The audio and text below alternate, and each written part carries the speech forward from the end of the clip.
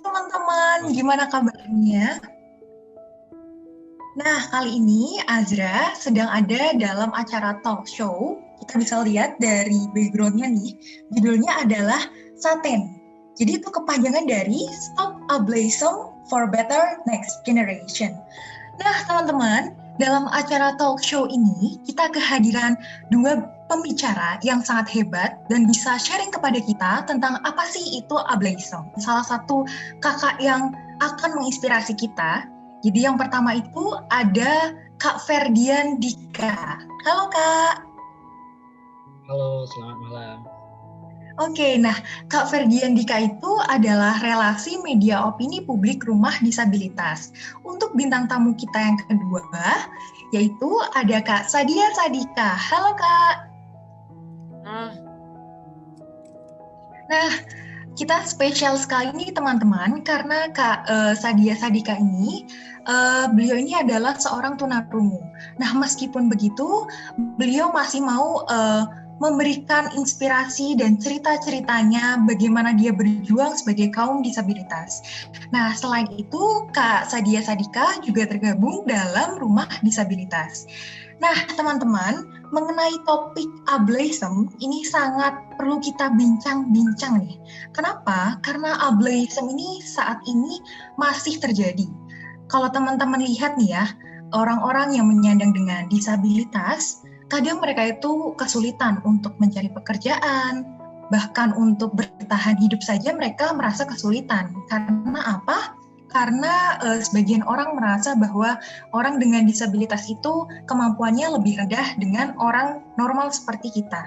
Nah, apakah topik ini bisa memberikan teman-teman sebuah pemikiran baru bahwa kita sebagai orang yang dikarunia Allah dengan lengkap, dengan teman kita yang menyandang disabilitas, kita akan bisa menjadi seseorang yang setara, karena setiap orang pasti mempunyai kelebihannya masing-masing. Nah, untuk pembicara kita yang pertama, kita kedatangan Kak Ferdian Admil Sandika. Halo Kak. Halo, selamat malam. Halo, selamat malam Kak. Gimana kabarnya nih Kak? Alhamdulillah baik. Teman-teman panitia gimana kabarnya? Alhamdulillah kita juga baik sambil mengerjakan proyek-proyek yang berjalan. Baik. Kak Ferdian, boleh tahu dong Kak, Kakak ini gabung dalam sebuah organisasi atau sebuah kelompok apa sih Kak? Oke, sebelumnya perkenalkan diri terlebih dahulu. Perkenalkan, nama saya Ferdian Armil Sandika, biasa dipanggil Ferdian, asal dari Kota Padang, Sumatera Barat. Saat ini kesibukan sebagai mahasiswa semester 3 di Nanjing University of Information Science and Technology di Tiongkok, jurusan Ilmu Ekonomi dan Perdagangan Internasional. Dan kebetulan saya tergabung di Rumah Disabilitas yang kebetulan foundernya senior saya di Tiongkok, dan kita saling kenal, dan saya ikut membantu di Rumah Disabilitas ini, komunitas Rumah Disabilitas ini, sebagai Kepala Departemen Relasi Media dan Opini Publik. Oke, baik. Kak Ferdian, kalau Azra dengar sedikit ya, Kakak kan kuliahnya tuh di luar negeri gitu ya Kak? Iya, betul. Nah, lalu untuk Rumah Disabilitas ini kan dia berada di Indonesia, betul Kak? Iya, betul. Berpusat di Palembang, di tempat foundernya. Oke. Nah, kalau sedikit Azra boleh tahu, bagaimana sih Kak mengorganisasikan sebuah yayasan seperti itu ya Kak? Dia berada di Indonesia tapi sedangkan founder dan juga kalau bisa dibilang orang pentingnya tuh berada di luar negeri gitu Kak? Oke, sebenarnya untuk menjalankan organisasi yang berada di Indonesia, sedangkan kita berada di luar negeri, ya berarti kita membutuhkan teman-teman di dalam negeri juga yang untuk berpartisipasi untuk menggerakkan komunitas ini. Dan kebetulan karena COVID-19 sekarang, Indonesia dan kita pada di rumah masing-masing, di domisili masing-masing, jadi kita masih bisa untuk menggerakkan organisasi ini sama-sama dari Indonesia. Dan kebetulan Mas Bayu ini semester terakhir di universitasnya sekarang, jadi udah mau wisuda dan kemungkinan besar bakal stay di Indonesia untuk melanjutkan kuliahnya dan melanjutkan menggerakkan organisasi ini. Dan kalau dari saya pribadi, di departemen saya sendiri bukan hanya ada saya sendiri, tapi ada banyak teman-teman yang juga berada di Indonesia dan berada di Tiongkok juga. Jadi kita saling membantu untuk menggerakkan. Oke. Makasih banyak nih Kak Ferdian penjelasannya. Nah Kak, sebelum kita masuk ke topik kita tentang disabilitas, satu yang bikin Azra penasaran lagi, gimana sih Kak caranya gabung dengan organisasi rumah disabilitas? Karena pasti kan banyak orang yang memiliki hati tinggi untuk ikut berjuang dan juga bergabung. Oke, kalau kita bicara tentang bagaimana sih cara bergabung di rumah disabilitas, nah sebenarnya tidak terlalu banyak syarat buat bergabung di rumah disabilitas. Cuma memiliki, ingin berkontribusi, ingin sama-sama memberikan wadah dan dukungan baik secara fisik ataupun secara mental. Nah, kita dari rumah disabilitas tersebut, teman minat, teman-teman boleh menunggu open recruitment selanjutnya dan mencoba untuk bergabung di departemen atau divisi yang menurut teman-teman cocok dengan minat dan bakat teman-teman untuk berkontribusi. Gitu. Oke. Ya teman-teman nih, kalau misalnya teman-teman punya keinginan, boleh banget gabung. Apalagi kita kan masih generasi muda yang pastinya punya mimpi-mimpi dan ingin berkontribusi lebih untuk negeri ini. Gitu. Oke nih Kak Ferdian, Azra mau sedikit aja kakak ngobrol-ngobrol tentang topik kita nih, Stop Ableism for Better Next Generation. Nah, buat teman-teman, ableism itu kan adanya diskriminasi pada kaum disabilitas. Nah, Kak Ferdian, sebenarnya apa sih Kak yang dimaksud dengan disabilitas itu? Oke, kalau kita bicara tentang pengertian disabilitas sendiri, kita harus tahu nih bahwa disabilitas itu ternyata berasal dari kata dalam bahasa Inggris, yaitu disability, yang artinya ketidakmampuan. Dan juga kata lain dari disabilitas itu, yaitu difabel, juga diambil dari kata dalam bahasa Inggris yang artinya different ability, yaitu different ability yang artinya kemampuan yang berbeda. Nah, dua kata tersebut dianggap cukup ideal untuk menggambarkan kondisi seseorang yang berbeda dengan kondisi orang lain pada umumnya, baik secara fisik, secara mental, secara intelektual, gitu. Mungkin berarti bisa disimpulkan ya Kak bahwa disabilitas dia itu memiliki ketidakmampuan gitu pada beberapa bidang gitu. Iya, bisa juga untuk dikatakan mereka memiliki kemampuan yang berbeda dengan orang pada umumnya.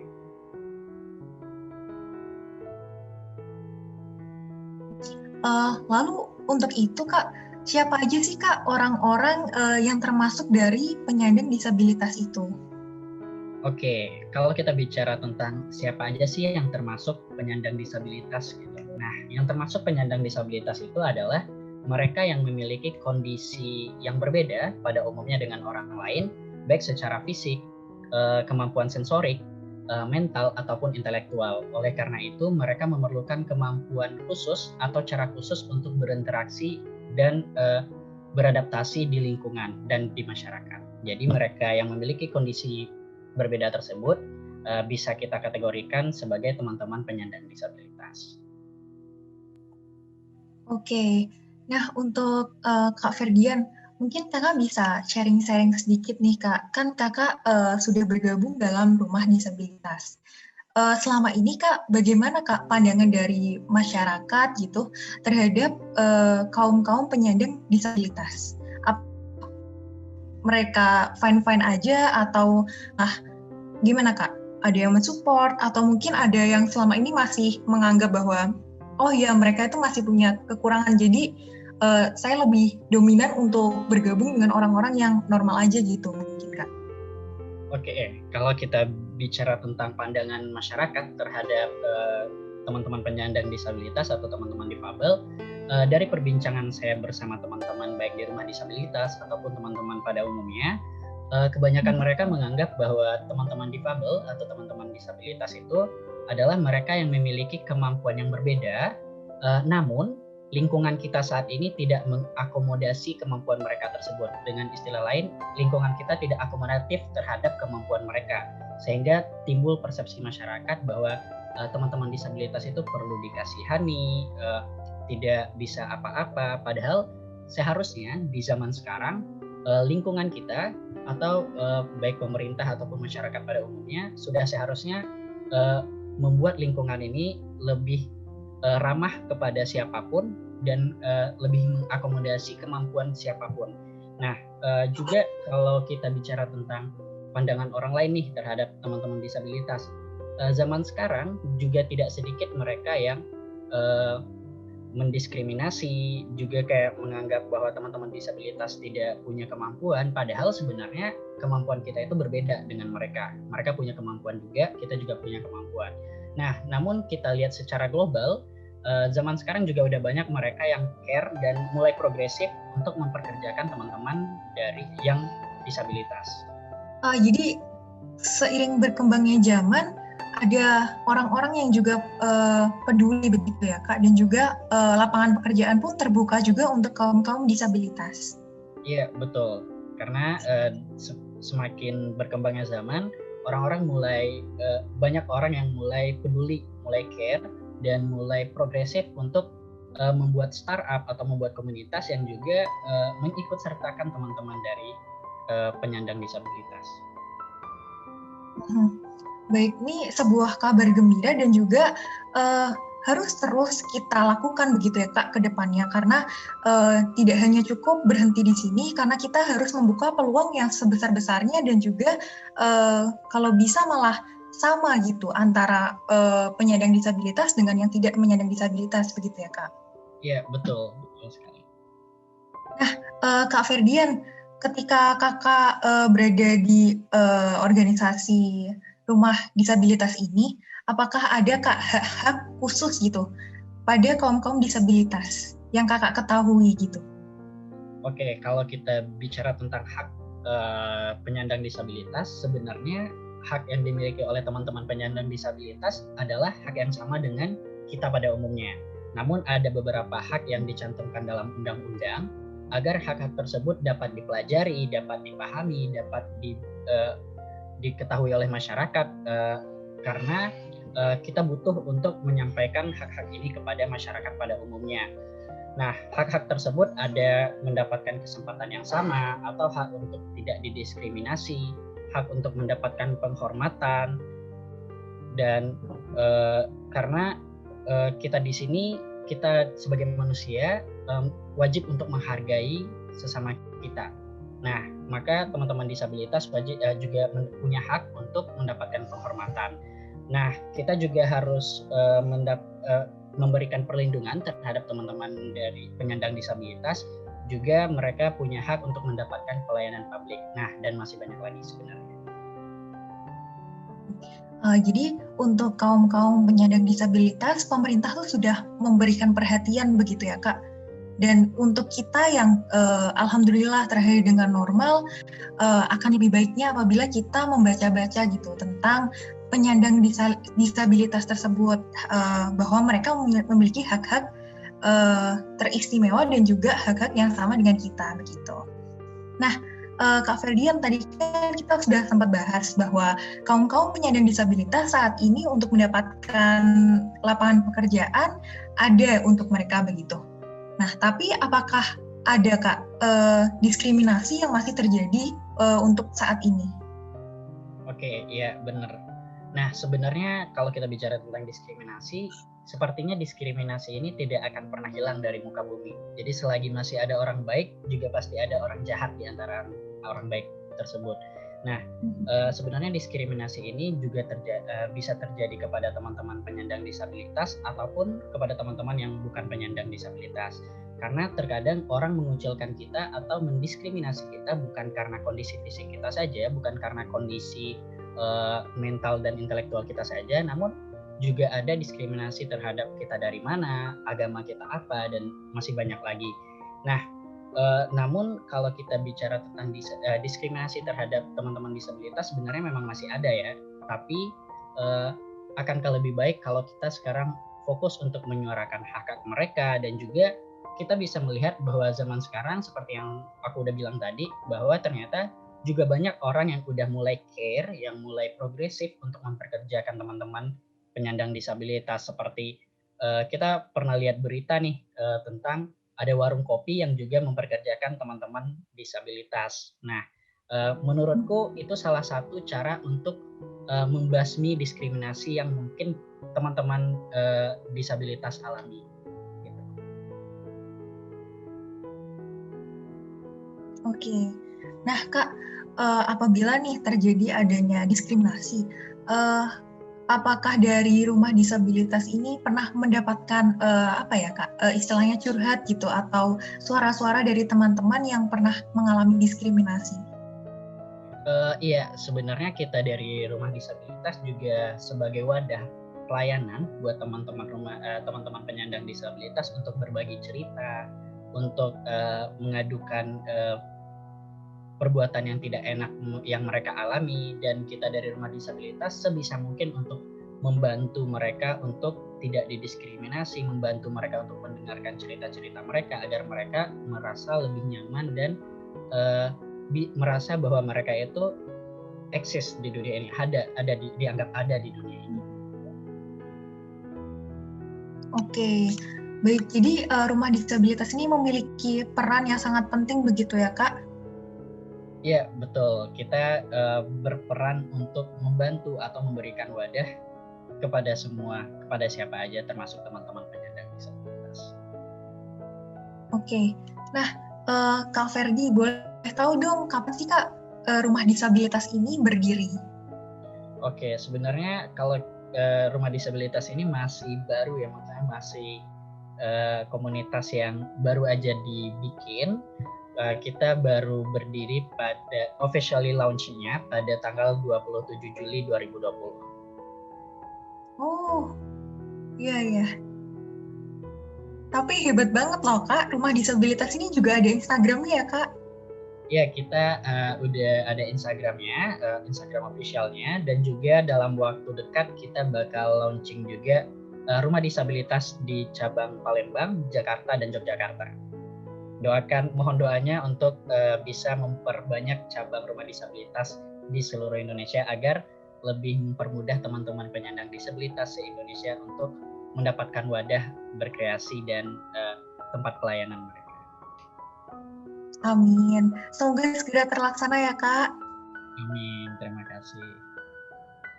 Nah, Kak Ferdian, untuk rumah disabilitas ini apa sih Kak tujuannya dibuat? Selain tadi Azra sudah sempat membayangkan gitu ya Kak, dan juga melihat bahwa berperan untuk membantu dari kaum disabilitas, selain itu menjadi wadah, selain itu juga menyuarakan hak-hak dari kaum disabilitas.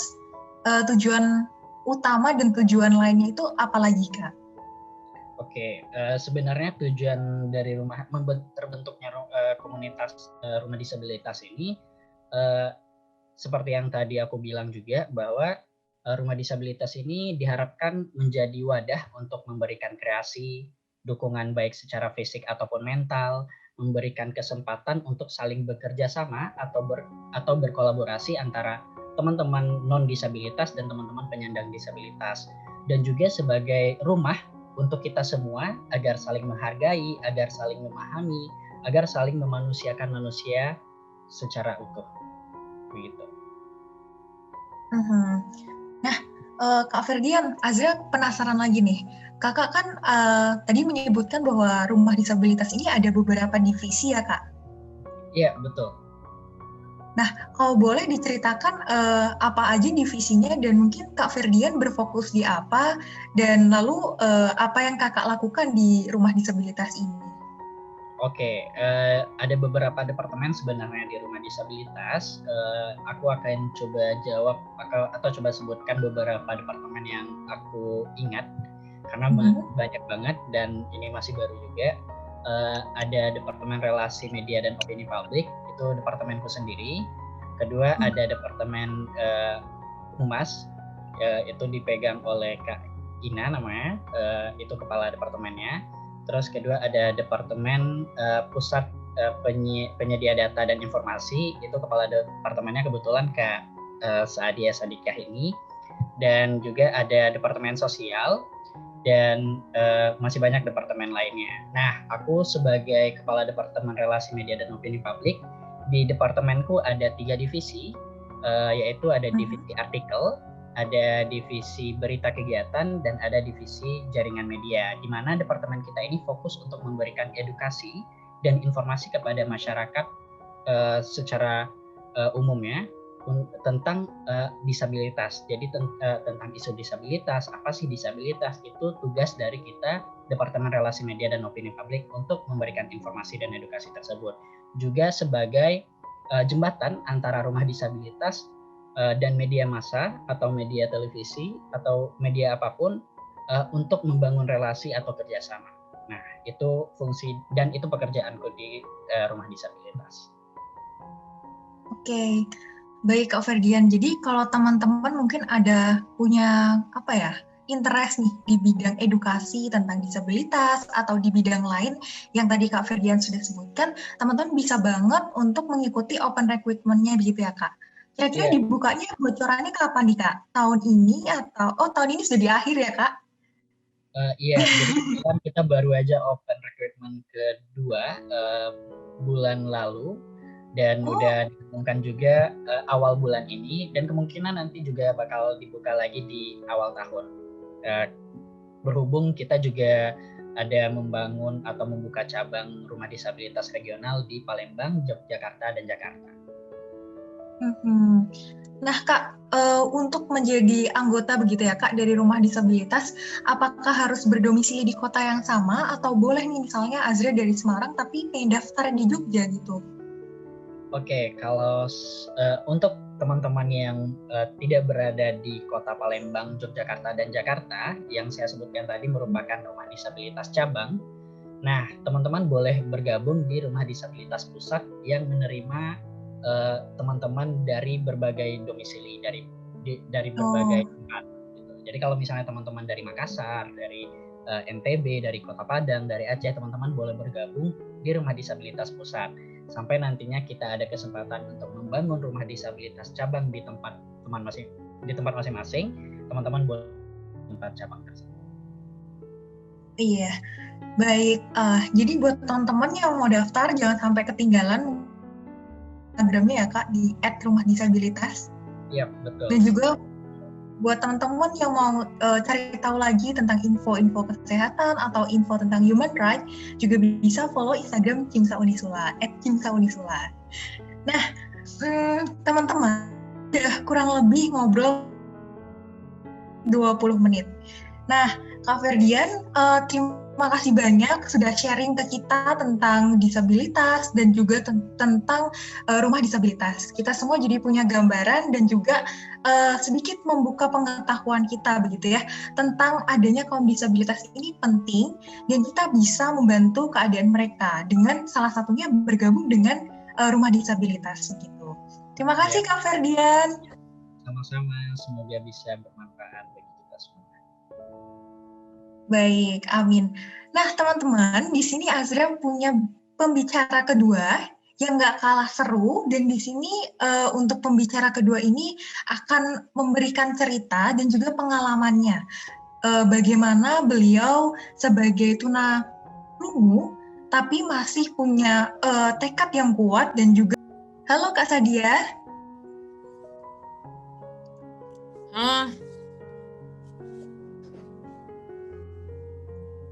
Kak Sadia, apa kabar?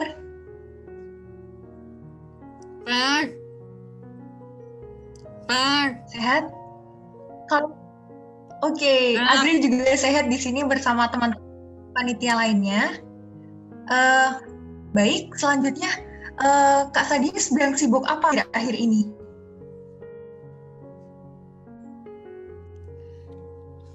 Akan mencari pekerjaan tanpa menggunakan jasa rumah disabilitas untuk mencari data-data dan informasi terkait dengan disabilitas untuk terus berkumpul-kumpul undang-undang atau peraturan pemerintah agar penyandang disabilitas memenuhi hak-hak penyandang disabilitas. Mhm. Iya, jadi Kak Sadia ini sedang melakukan proyeknya juga di rumah disabilitas untuk menyuarakan hak-hak dari kaum disabilitas begitu. Nah, untuk Kak Sadia, domisilinya di mana nih kalau kita boleh tahu? Karena Jakarta. Ya, oke. Jadi Kak Sadia ini domisilinya di Jakarta, gitu ya Kak? Nah, Nah, Kak Sadia, jadi Azri di sini mau sedikit sharing dan juga sedikit mendengar cerita dari Kak Sadia, begitu ya Kak? Yang pertama Kak, Kak Sadia ini kan sebagai penyandang dari tunarungu. Nah, boleh Kak, Kakak ceritakan bagaimana perjuangan Kakak selama ini ketika dalam kehidupan atau bagaimana dalam Kakak bersosialisasi, begitu? perjuangan menggunakan organisasi rumah disabilitas umpamanya orang normal, orang non disabilitas sama disabilitas setara dan tidak saling boleh umpamanya orang non disabilitas mesti tahu disabilitas untuk apa, karena disabilitas itu ada beberapa entahlah tunarungu doang.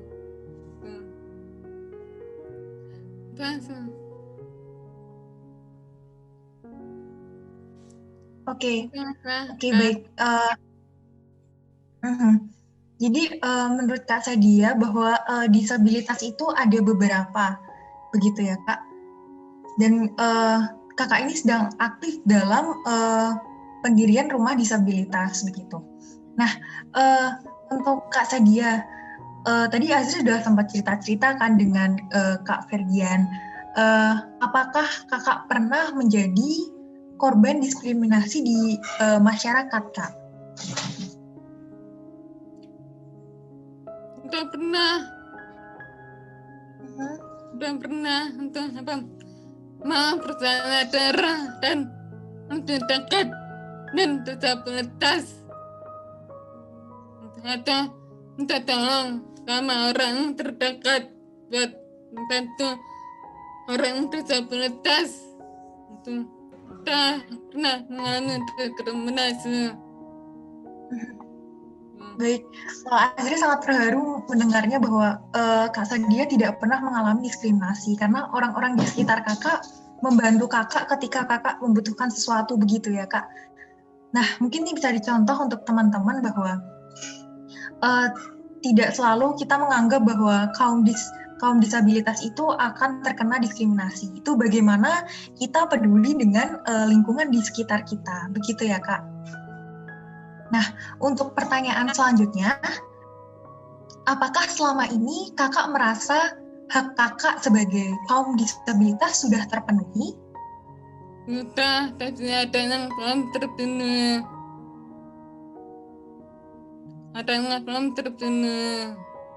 Jadi, kalau menurut Kak Sadia, hak-hak Kakak sebagai kaum disabilitas sudah terpenuhi. Nah, itu artinya bahwa adanya peraturan yang dilakukan, yang diterbitkan oleh pemerintah, dan juga adanya toleransi dari teman-teman sudah dirasakan oleh kaum-kaum yang menyandang disabilitas gitu ya. Nah, untuk Kak Sadia, bagaimana sih Kak selama ini Kakak membangun kepercayaan diri Kakak?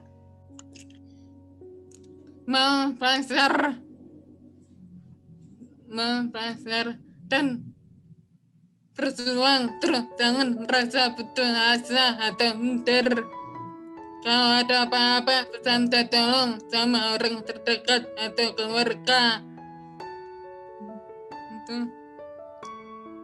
Kalau ada orang, misalnya orang mengesak, nyerasa, rasa itu masukin dalam hati. Ya baik. Ini sebuah pesan yang bisa direnungkan juga buat kita teman-teman bahwa Kak Sadia harus terus berjuang, jangan putus asa. Kalau ada orang yang mendiskriminasi, jangan dimasukkan ke dalam hati. Karena Azra yakin bukan hanya kaum disabilitas yang mengalami diskriminasi, tapi kita sebagai kaum normal juga kadang ada gitu ya Kak yang mendiskriminasi kita. Baik, terima kasih Kak Sadia. Nah, untuk Kak Sadia, Kakak kan tergabung dalam rumah disabilitas. Apa saja yang Kakak lakukan dalam rumah disabilitas itu, Kak? Mencari data-data dan informasi terkait penyandang disabilitas atau kumpulan-kumpulan komunitas terkait penyandang disabilitas dan juga saat benar pengurus rumah disabilitas minta surat mencari data-datanya dan rumah disabilitas bisa bekerja sama dengan komunitas lain. Baik, jadi Kak Sadia dalam komunitas rumah disabilitas ini, Kakak tuh melakukan pendataan, juga ingin nantinya melakukan kerjasama dengan organisasi lain, begitu ya Kak? Nah, untuk Kak Sadia, terakhir nih, apakah dari komunitas rumah disabilitas ini memberikan pengaruh atau dampak bagi Kakak? Saat mau bekerja sama dengan disabilitas, umpamanya disabilitas sama disabilitas secara tajam, boleh.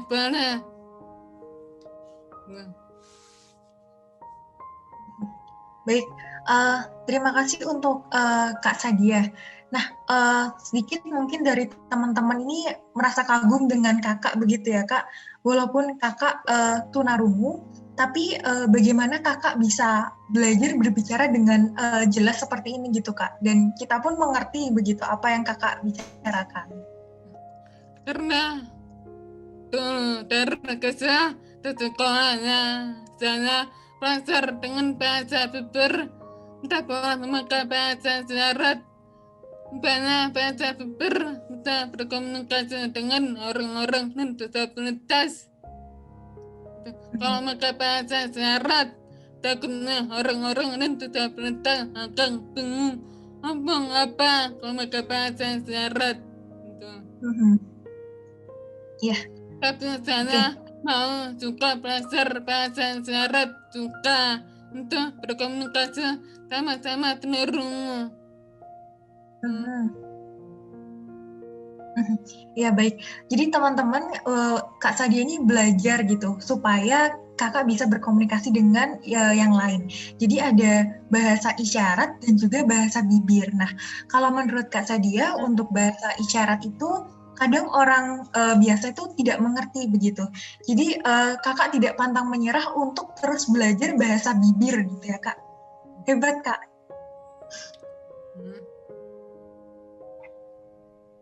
Nah, baik, Azra ucapkan terima kasih kepada Kak Sadia yang sudah sharing dan meluangkan waktunya untuk teman-teman di sini.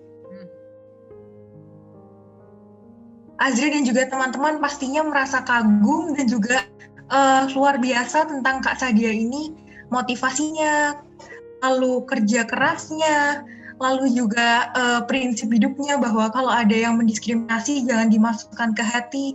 Terima kasih ya Kak Sadia. Baik, kita bisa undang pembicara kita yang pertama tadi, ada Kak Ferdian. Di sini masih ada Kak Ferdian. Halo, iya. Halo, nah, oh iya, untuk Kak Ferdian, Masya Allah ya Kak, tadi kita bersama-sama sudah mendengar bagaimana pengalaman dan juga perjuangan dari Kak Sadia. Untuk Kak Ferdian, bagaimana Kak kesannya?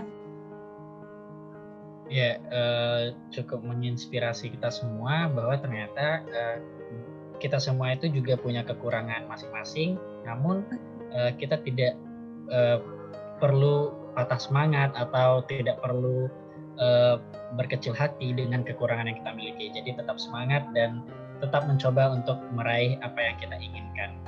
Karena tiap ada kekurangan pasti ada kelebihan kita masing-masing. Oke.